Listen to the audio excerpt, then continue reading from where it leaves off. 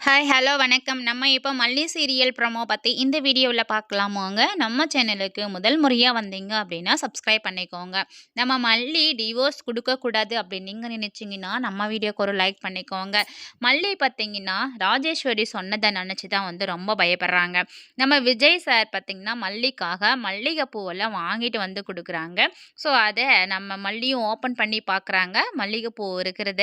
அப்புறம் அன்னபூர்ணி அம்மா சொல்றாங்க, இந்த பூவ எடுத்துன்னு போயிட்டு மாப்பிள கையில குடுத்து வச்சு விட சொல்லு போ அப்படின்னு சொல்லிட்டு சொல்றாங்க. ஆனா பார்த்தீங்கன்னா, மல்லி அது குடுக்கவே மாட்டேங்கிறாங்க.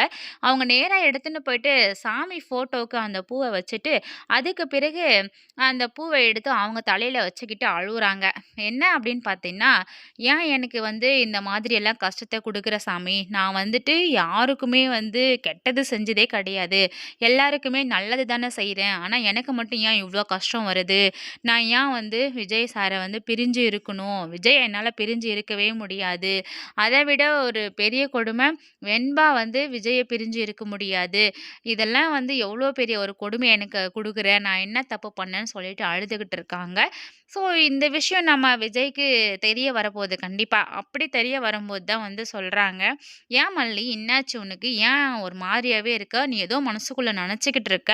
ஏதோ ஓடிக்கிட்டே இருக்கு உன் மனசுக்குள்ள. ஆனா அத என்கிட்ட சொல்ல மாட்டேங்கிற. சொல்லு.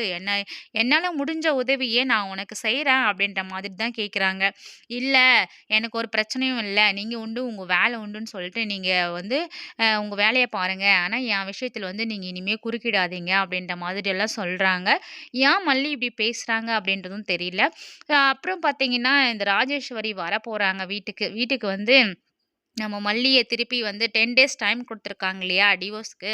ஸோ, அதனால 10 டேஸுக்குள்ள நம்ம மல்லிய பார்த்து, மல்லிய வந்து டார்ச்சர் பண்ண போறாங்க.